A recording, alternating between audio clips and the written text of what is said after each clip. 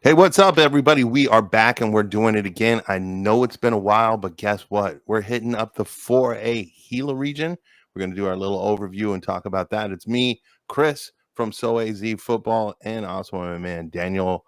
He's in here from none other than the Varsity Breakdown. We're going to hit this up. What we're going to do is we're going to go over, like we always do, we're going to go over the region. We'll talk about where they are according to Max Prep's rankings. We'll look at the where they are as a state rankings, also where they are towards the regions alone coming into the season. This is all pre-done by Max Prep's ranking system. So we'll be looking at those, see where these teams are, and who we kind of think or how we think they're going to do during this whole process. What's up with you, Danny? How you doing, man?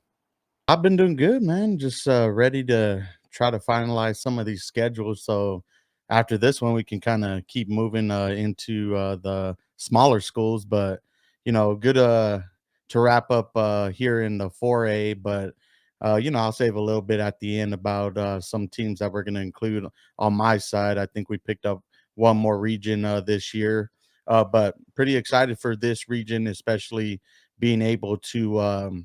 See a lot of these schools that are trying to get back into winning traditions, and I think this setup you'll see is the perfect region for these type of teams. Right, right. I agree with you 100%. We are still missing some of the schedules for the 3As and 2As, which is kind of going to be a little delay until we see those to kind of head up because what we do need is obviously all the schedules. That way we can kind of get these strength of schedules and all this information that we actually cover. So do apologize that we haven't hit up on those. It's been a little while for us to get on this 4A, but then again, I've been out of town. Went Yeah. out my guy Rodney Cox. We went up to Oregon, and actually we're on our quest to actually go out to Colorado with a bunch of students and kind of go check out a bunch of college programs so these kids can get actually those offers and kind of have an idea of what they're actually looking for. So been doing a lot. So and we got the showcases there all going on right now too. Yep. So not to date our show, but hey, it is what it is. Um, so I know a lot of people have been waiting for this one, and we're going to look at it how it's actually looking at the overall kind of look here. When we look at this, the one thing that I always talk about is that how do we get the rankings? Is what we do is we take all the teams, what's their rankings, add them combined together amongst the number of teams that are in those programs or in that region, and that's how I come up with the numbers. For example, we're looking at the number 9 region in this division. We're looking at the like we had mentioned the 4A Gila. And these are the schools obviously inside that. The only one that's ranked a little behind them is Copper Sky. And as you can see, the color coded is kind of broken down into 3 tiers. I always do green as the top tier, yellow is the middle tier, and red is the bottom tier when it comes to the divisions. So that'll kind of help everybody kind of check that out and understand. We're going to start off with Cholla. And if you want to kind of go ahead and throw out your opinion, like this one here is ranked 199th. Their strength of schedule and what that is the combine. You take all those numbers, add it all up, it brings it up to the 1577. Um, man, I mean, we're looking at this, and I'm also going to look at the strength of schedule here as we look at this. They're coming in, like I'd mentioned, 199th. They're number 56 out of the 58 schools in this division. Their strength of schedule is 55th out of 58. So they're kind of down there at the bottom end of their strength of schedule. But what do you see going on with this schedule? Oh, well, so Max Preps, according to the rankings and things like that, have them going 1-9 this year. But when I look at it, I think there's a few games. We can even go back to last year as well, where Troy might have opportunities to pick up more than one win this year. They beat Maryville in triple overtime last year, I believe, winning 32-26, if I'm not mistaken, and then they lost to Rincon 8-6 last year, so a close game there. But I'm also interested in that Kofa game as well. So if they're able to pick up, two out of those three, or maybe even all three, that are going to be good football games for them, I think that they can improve more than a 1-9 season for what Max Preps has them going. I know they finished 1-9 last year, But those will probably be my first 3 games I'm looking at where this program can actually be competitive and be able to put something together this year. From what I've heard is Choya here has actually picked up some of the coaching staff that used to be over at Amphi. So I think some of them maybe have migrated over there. One thing that you brought up and you mentioned, you talk about Maryville. Maryville, I know they picked up Mhm. the brothers that used to be over at Desert Edge up there in Phoenix. I think they're over there now coaching at Maryville. I've seen a lot of solicitation advertisement, like, they're trying to do a lot of media stuff right now, which I could actually see them kind of pulling in a hub. So I think that's going to be a harder game than maybe we might think about, only because I think they're going to try to pull in some culture in there. And I think that's going to be good. And I just think that Maryville's going to be a tough one. And maybe they start climbing. I mean, I think they're going to try and turn around that program, obviously. So that's a good thing. So they could be being a beacon and drawing some people in there. I agree with you on some of these games, like the Yuma area. Yuma actually moved up, I believe. They were Yeah. 3A, right? And Yeah. so they've So moved up. Kofa, they've been struggling. I think that's kind of a benefit. I hate to sound like this. It's going to be a lot of driving for them, mhm. long commutes for them for the next 2 years. Um, Combs, obviously, I think that one's going to be a strong one. Uh, Other than that, I think Rincon's has been kind of the Achilles heel with them. They go back and forth with them. I still kind of see them, unfortunately, at the bottom end of this region, but I think they're in the right place to be when it Mhm. comes to actually uh, regions in our area. So they're in the right spot. It's just, can they get that student body to buy in? Kind of like what I'm talking about that's going on up at Maryville. Can they get the people to come out? Can they buy into it? Can they get that community, that the culture to change and make Troy happen? So I mean, the potentials are there. I mean, they Yeah. could be interesting to watch, but uh, that's where I'd be at with them. I don't know if you see or feel the same way on that one. No, no, I absolutely agree, because I was, at first circling that, Yuma game, the opening game that they have at Yuma, but at the same time, Yuma looked a little bit more competitive last year in 3A. I mean, they're Right, making the jump, to 4A, but when, I saw them against, I believe Tempe, I was out there, for a game, they kept it close, and, right. they're a team that, could be what Choya could eventually, be if they get the right personnel in there and be able to, like you always say, establish that culture. I think for Choya, like you said, it's a tough schedule when you move into the top half of this region where that not many wins are expected from them, but at the same time, those 3 games depending on how the Maryville one goes, could be where Right. I see them, as high as 3 wins this year. Well, and I think once again, you kind of look at also the Yuma community, right? So right now you had that whole region become something that's out there in Yuma. So I'm really interested to see if that's going to help the other programs. Mhm. With Yuma Catholic going up to 5A, will that draw some more attention to, at least they're all staying kind of like, and we've talked about this, they're all staying a little bit more. They have more home games that aren't going to be like halfway across the state and stuff like that. So Right. I'm really interested to see what the Yuma schools such as Yuma and Kofa, Gila Ridge, those schools actually do. So I'm really interested to see how that goes.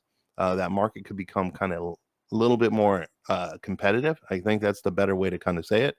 Right. Um, but you're right. I mean, a lot of it's going to come down to the culture of here. See if they're going to jump in, if they're going to buy and change that up. There's a lot of competition to go on, and one of those programs that has consistently done well is going to be Empire.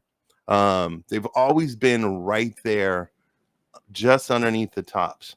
Right. Like, it's almost like they come in that third spot, which more than likely I'm probably going to put them there again.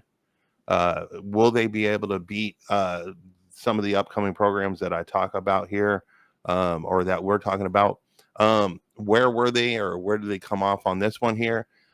They're one of the only teams that actually have a mid-tier strength of where or not strength of schedule, but ranking. They come in at 147th. They're actually the second highest ranked team coming in preseason wise. Their strength of schedule is actually, it looks like the highest one in the whole region out of 40 out of 58. So they're coming in pretty decent there, but still on the bottom tier. Um, so what do you see on this one here? You know what? There you remind me a lot of Mountain View. And Okay, how, they choose to do their blocks. I mean, their first 5 games are gonna be against tough competition. I mean, you'll have a game against Douglas. Those teams go back and forth with each other. They were just in the same region, last year, but, I mean, you open up against Saguaro, then you have Maricopa and St. Mary's who have elevated in the 5A programs. right, But at the same time, I mean, you have Walden Grove right out of that. They could easily be a team that starts off 0 and 5 to right, begin the year before they go into region play. But I mean, to me, it's a team that likes to play competitive football. I'll never doubt that about them. It's just now it's like we always say, it's time to take that next step, especially if you want to be up in considerations for a region championship. They're going to really have to come back strong in that second half of the season and try to win every single game possible. I know that they have Sahuarita beating Empire, and they have them overall finishing 4-6. But I'm not gonna circle out that game against Pueblo, where it's going to be okay, another competitive game for them. So 4-6 is somewhere I could see them finishing, but at the same time, to me, they have to pick up a game like against Douglas, okay. against Pueblo, and then we'll see what happens with Sahuarita. But 4-6 seems pretty uh well where I would have them too. It's just all going to depend on those 3 games for me. Right, gotcha. I mean, I think where you're hitting on the head here, and just to clarify, you were saying that Empire could start the season 0-5 rather than Walden Grove. It kind of, I know a lot of Oh people yeah, like, yeah, what? yeah. I was just going over the schedule. Yeah, Right, Empire. right. No, I got what you're saying about it. You know how people like they think that we said something. Next thing you know, we're getting like, "Hey, Yeah. I heard you say that." It's like no. So I can see where you're talking. I think for here, and I'm like looking at it. I mean, you're right that the beginning of the season is tough. It's a solid front side of this, and the hard part is like, hey, look, they got to keep their heads up, get something out of those five because they're not predicted to win any of them. Mhm. If they could squeeze that Douglas game or any of those, that would definitely help out not only them, the whole region, because Yeah. we always talk about winning some of those non-region games can absolutely help out the whole region as a whole. Um, I'm where I'm going to sit here and say where the wins are is definitely, I think they should have Cholla. I think the good match here is the Rio Rico game. That's going to be an interesting one. Um, could Sahuarita, and I think Sahuarita and Pueblo would be the ones to really try and beat Mhm. Rincon, Cholla, and the Rio Rico one. You can't discard Rio Rico, but I think I think the solid wins that they should have on here is the Cholla and obviously the Rincon. But this could go like you're saying that 4-6 that's predicted. I think it's 4-6, or honestly, it could be worse. I think one thing that's always hurt Empire is that they sit right between two monsters in Cienega and Micah Mountain right now. And what a lot of kids are failing to understand is rather than sitting on a bench at one of those schools, you could be over at Empire getting film and helping yourself out. It's one of the better academic schools, I would say, in that area, just because they just have higher academics in there. Mhm. I'm not shooting down any of the schools or anything like that. I'm just saying it's one of those gems that sit in between two monsters. And I think a lot of these kids kind of miss the opportunity to just be a bigger part of a program because they wanted to be a part of a bigger program, if that makes Right. sense. You know, so I really do hope that people might look at that in that angle and just be like, hey, you know what? Maybe this is an opportunity. Coach George Kelly is amazing. Um, I know him and his support crew over there. It's just very hard to have consistent athletes sometimes at that school. And that's why I think they're always kind of right there in that 3-4 spot. And I Mhm. think like honestly, this could be good for them. But on that note, and that's pretty sad when we're saying pre 500, they could be sitting at that 3 spot. But I Yeah. mean, But it's just the reality of it all. Let's see here. The next one that we have coming up here is going to be Pueblo, who's just moved over into this region. Pueblo's coming in ranked at 157th in the state. They're number 45 out of 58 in the region. And their strength of schedule is actually 49th out of 58 at 1446. Where are you on this one, man? Oh, you know what? I'm hoping for a big improvement from Pueblo last year. From last year, they finished 2-8. We got us the second year head coach over there. So Coach I Sly? mean, all he Coach Slide, all he knows is winning. From being over at Sabino as well. But I really like the way that their schedule kind of starts out. They got 2 road games against Yunker and, Sunnyside. They're gonna be 2 competitive, Mm, games for them, and then I think, going up against Douglas would definitely help, boost the confidence, for that program, and then excuse me, after that, they have, Copper Canyon, which I think they could pick up that victory. Max Preps has them going 4-6 this year, but they're a team that I think is gonna compete for, this region championship. And, outside of probably Yunker and Sunnyside and maybe Catalina Foothills, I could see them possibly, riding out a 7-3 season or, 6-4 at the worst. So I'm gonna say that they're definitely gonna outpace their 4-6 record that Max Preps has them going. But at the same time, you know what? That big game against Sahuarita is gonna be the one that they have to circle on that schedule this year. And right, and we just talked about Empire. Those right. 2 games are gonna be what is gonna make this program continue to improve and succeed. I think in this one here, the thing that I like about this is Pueblo switched places with Douglas. Mhm. So they flipped regions. So being that Pueblo's been a part of the Keno, which has been a solid, obviously the state champion leaders in this division for the past 2 years. So them coming over into this region, it's almost like a big, huge weight I feel has kind of been lifted off their shoulders. I'm really interested to see how, like you've mentioned, and Yonkers and us as well as Sunnyside, those are going to be solid games. I think the Douglas game could be an impressive situation. I don't like. I gotta say it. Douglas, don't let Pueblo get you, because what that's gonna do is it's gonna hurt each other. It's gonna help this region out, but it'll Yeah. pull down that region that the Keno region is. Um, so you got to kind of watch that one. I think interesting games like the Catfoot game has always been kind of interesting between these two teams. Um, I'm right there with you. I think the game to circle on this one here, actually, even because Jake Allen, the old coach, is now Yeah. over at Sahuarita, I think there's that whole kind of like tension kind of thing.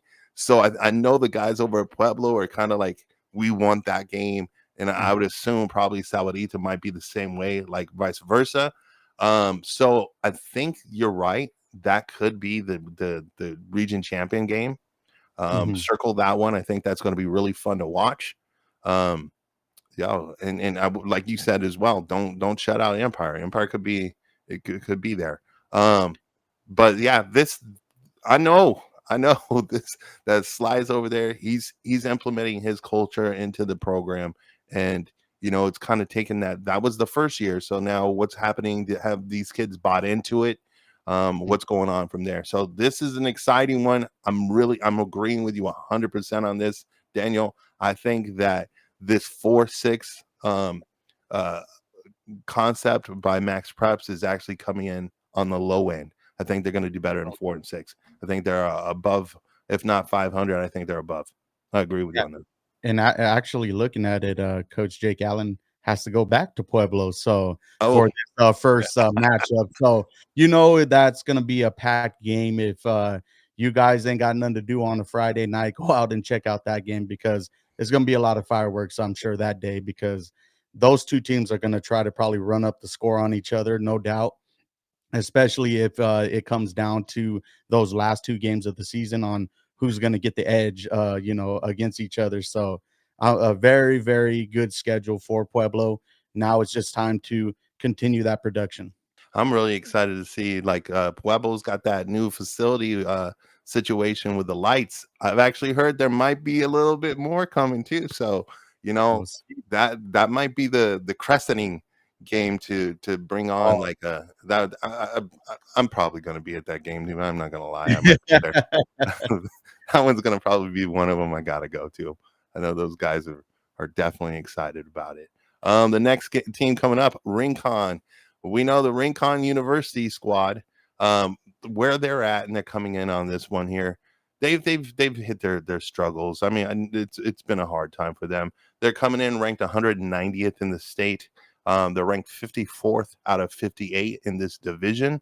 Their strength of schedule, so actually, it's up there when you look at the rest of them. It's about mid, so it's about the third, I think, at 1351. So their strength of schedule is 43rd out of the 58.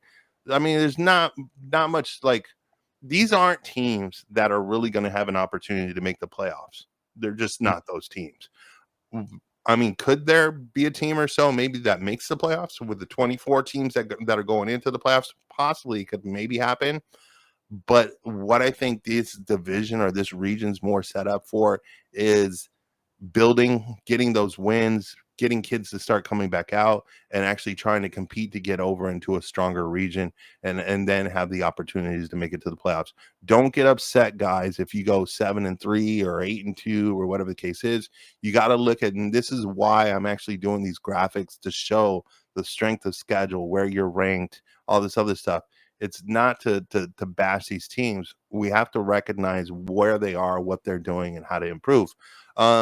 When we look at this one here, this is kind of similar to the Cholla schedule, but go ahead and break this one down. Where are you at on this one?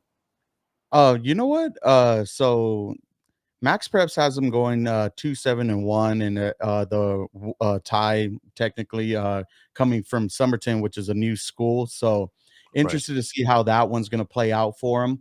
But when I look at this schedule, I can actually see where possibly Rincon could be around that 2-win mark, or Okay. maybe even 3.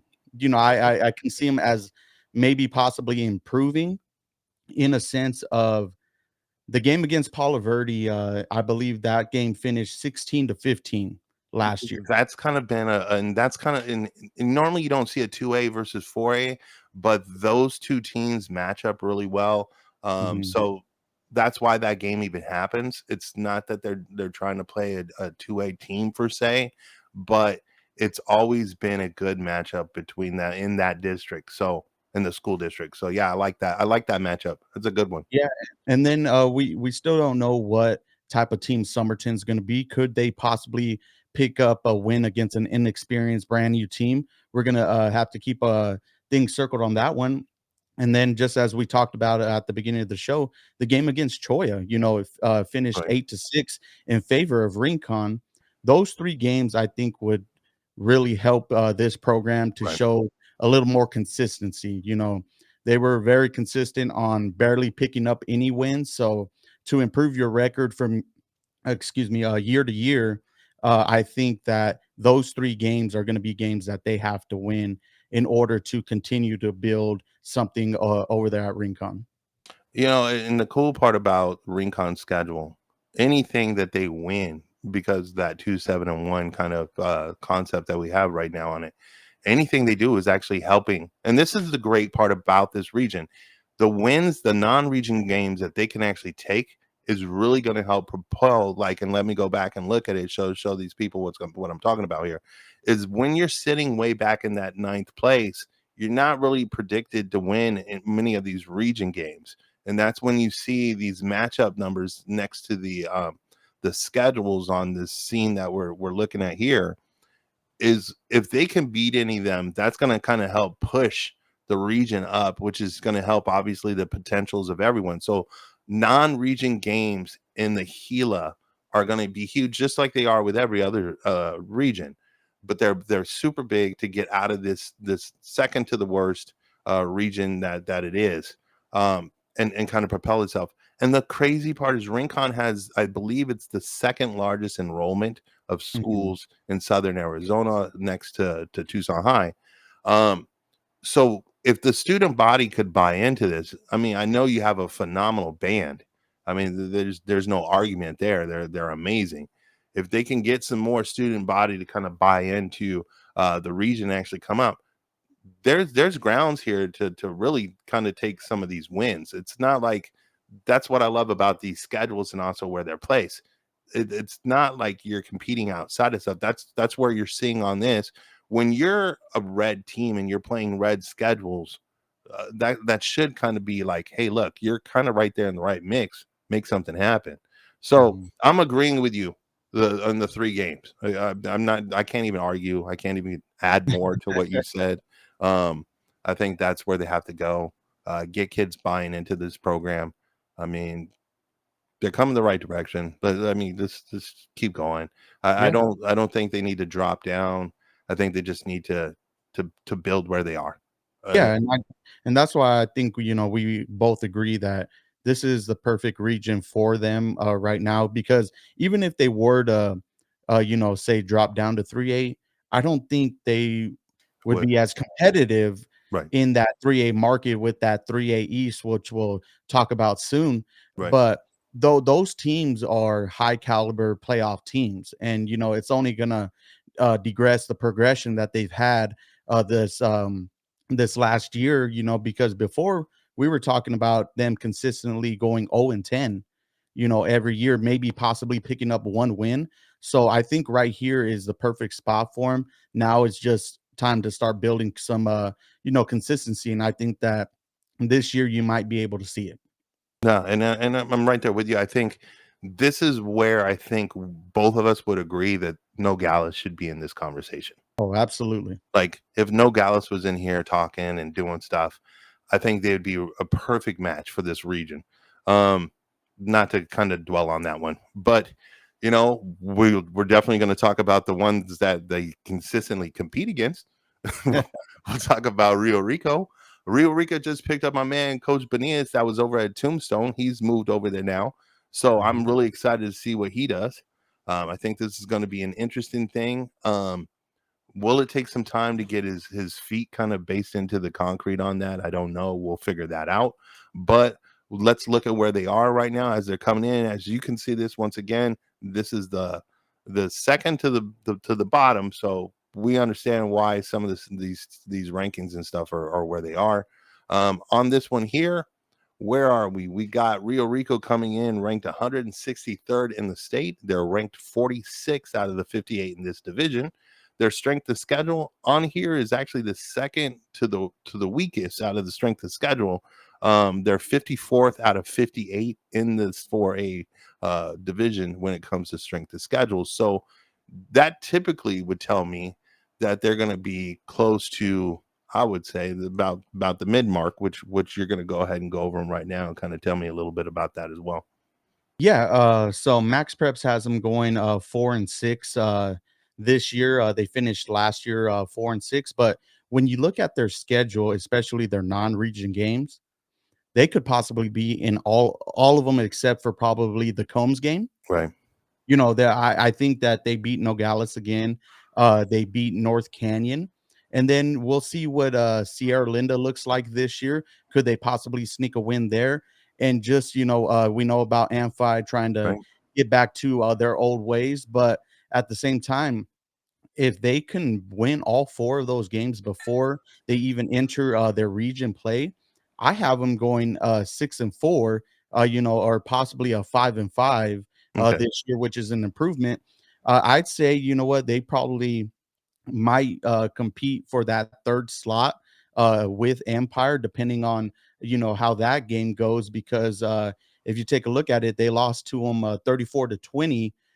They lost to Empire. So for Rio Rico having a new coach, they have a great facilities over there. Can't lie I about don't know that. why more players don't buy into it, because if it was me, I'd definitely love to be out there and playing on the field like that. Oh, But at the same time, it's a team that now it's sitting in that top tier or the middle of this region.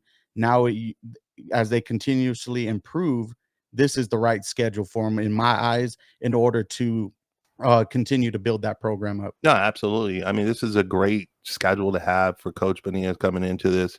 Um, I agree with you 100% here. If they can walk away with some of these wins, I know Nogales is picking up a new coach. We'll see how that goes. See, like there's a lot of new coaches in here. Nogales, Amphi, um, Cholla. There's a lot of chemistry changing going on. So it'll be interested to see where those things lay up. But like I agree with you 100% on that. If they can walk away out of the non-region games at a 4-1, I think that's going to be an awesome start. I think Mhm, then you got to kind of pull up your gloves and try to see what you can do in your region. I'll give them the Cholla Rincon games right away. And like I agree with you. I think this is a battle coming in where I would put the third and fourth seeds with Empire and Rio Rico being the ones battling for those two. I'm going to go ahead and put obviously Pueblo and the region champions from last season, which we're going to talk about right here. But you're right. I mean, when it comes to facilities, I mean, it's one of the sharpest ones, except for probably the next team that we're going to talk, which has just got a brand new field last season. They're excited. They won their state champ. They went from zero to heroes in the turn of a season. So they went from the bottom all the way up to the top. And Jake Allen's got those kids buying in right now, which is when you're winning, it's easy to get kids to come back, and we know that. Like when you're losing the back end, even if you don't win the non-region games, which typically are in the front of the season, if you're in your region and you go at the bottom, it's really hard to get that momentum to go into the next season. They got the momentum going with them. It's working for them right now. mhm. I think once again they start off of with strong with Walden Grove, and then just to kind of before we get into that, I want to just make sure we go ahead and look at this. They are the strongest or the highest ranked team coming into season, which was at 124 over the state ranking. They're 31 out of 58 coming into the division. They have the 343rd strength of schedule, which is actually going to be the second strongest region or strength of schedule, and it's 42nd out of 58 for them. But I mean, I'll let you tack it on, but then I'll come back over you on my picks on this one. Go ahead, shoot, bro. Max Preps has them going 7-3 this year, which I think that's what they finished last season. Yep. So they went 7-3 last year. I could see the same thing for them. They're one of those teams like we talked about Micah Mountain, in our last episode. It's a team that can't afford any hiccups. Right, They right. already have everything established. I think the 3 games that they have them possibly losing is the Walden Grove, Micah Mountain, and the Saguaro game. Hmm. Can they possibly take one of those games out of the 3? That would greatly improve, their chances to be maybe one of those top 24 teams that sneak in to the playoffs because they have the second strongest schedule in this region. Right, And, I just want to see how competitive they are against Walden Grove and Micah Mountain. That's just going to show how much this team has 100%. improved from year to year. But outside of that, I mean, Desert Sunrise and Nogales, I think they take care of those games. And then they come into the region and the 2 teams we talked about, Empire and Pueblo, you have to have those games in order to repeat as champions, and they're going to give you your all. We talked about, what's turning into the rivalry this year with Pueblo. I think this team finishes no worse than 7-3, but at the same time, you can't afford no hiccups this year. Right. I mean, they have to walk a thin line. And I think you hit it on the head. When you start off with this one, the cool part is they're starting off with a district rival between Walden Grove and Sahuarita. That game draws crazy. It's great for them. Sahuarita has been at a disadvantage for a while. Obviously, Walden Grove's been kind of humming along. That game might not go their direction. I'm not really worried about that one. Same thing with Micah Mountain. If they can hang into those, like you're saying, I think that really helps their opportunities to make it to a playoff game. Obviously as a low entry or something like that. The big one is you might want to circle this one, Sawarita. If you can get the Saguaro game, that one's going to be huge. and also you can't lose to Pueblo. I think you got to win your region. I think that's going to have to be the key. One of the biggest keys is you got to win your region. But I think you're going to have to beat Saguaro, and you're going to also have to hope that Saguaro does well. Yeah. That way it keeps, because if you're losing to Walden Grove and Micah Mountain, who are pretty much a shoe-in to make it to the playoffs, Saguaro's going to be one of those other ones that's going to be on that cusp. That's going to be like, hey, look, if you at least it'll hold more value. If that makes sense. Does that make sense? Oh, Um, so if you can get Saguaro and beat Pueblo, I mean, so what I would love to see, I guess, is an 8-2. Um, mhm. out of this one. But you're right. The moment you guys lose an unexpected game, it's going to be detrimental. Like No, it is. Like you can't lose, because that's just gonna throw everything down. At least that's my angle on it. I don't know how you feel about it. no, Um, I agree 100%. so just kind of recapping, and we'll go back over and look at everything here. Obviously, me and you just talking about this. Here's our recap. Where would you, or what's your groupings, or how do you kind of look at you? How would you predict this region going? You know what? I'm gonna go with Sahuarita and Pueblo being 1 and 2, just depending on how that result of the game goes. It could go Right. either way. I'll have Empire, who, I mean, I'm not gonna write them off yet, because if they happen to beat one of these teams here in Right. the top two, you're talking about a three-way tie, and we'll see what the rest of the region looks like at the end of the year. But I'll put Empire at 3, Rio Rico at 4, and then I'm gonna put Rincon at 5 for Okay. region placement. Maybe not overall record. We'll see how they do in those 3 games we talked about. And then I have Cholla finishing last this year in the region. Okay. I see like what you're doing. Like obviously with the 6 teams, I pair them up kind of the same exactly.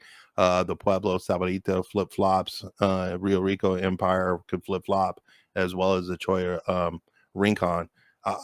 But I will say this, like we've talked about a couple times here, this is the perfect place for these teams to be. They need to build, they need to get the teams, the schools to kind of buy in, or the student bodies to buy in. Um, this is I love this region, man. Yeah. This region is actually kind of fun for me, even though it might be ranked as the second worst in the state when it comes to the region. But it's the perfect region for these teams, and I think that's where people really got to kind of understand and remove like the, hey, look, we're this or we're that. You're right where you need to be. This Mhm. is where your program or your history of your program. If you want to do something about it, change the program's culture. Get kids to come in. You go ahead. No, no, I You was just did saying stuff. absolutely. Yeah, I mean, you have to like get kids to buy in. And how do you get kids to buy in? By winning. So right now, this is a prime place for these programs to start winning and excelling and try to get back over if they haven't been in the Keno, or get over to the Keno if they've never been there. So I'm excited. I'm excited about this one. Uh, And it's a toss up. Like I said, at the end of the year, well, hopefully we're right in our placements, but as we've seen with Sahuarita last year, this yeah, region is so fun because those top 4 teams that are ready to take that next step, it can flop week to week. exactly. Dude, Troy could win it.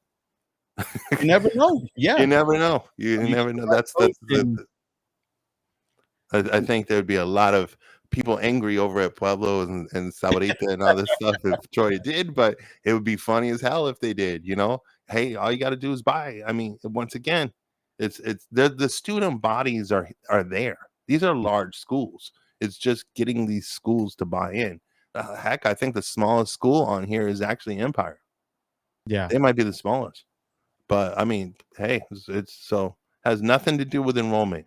It's all about what kids are coming out of the woodworks and who wants to play football. So I'm looking forward to it. I think this is exciting. I'm waiting to hit the 3As. Yes. Because that's like, now you had mentioned obviously we had picked up a different region. Is that going to be another 4A region that we picked up? Yeah, it's gonna be one more region. I have a couple of teams that are in there. I'm not sure. I have to double check what they labeled. I don't know if all the Right, right. names switched up, but it's the So one that we have Combs and Post and Butte in, which also includes one of a big following we get up from one of our mountain teams, which is Snowflake. So there's a region that is going to be very competitive in this 4A market to hopefully be one of the teams that knock off Micah Mountain.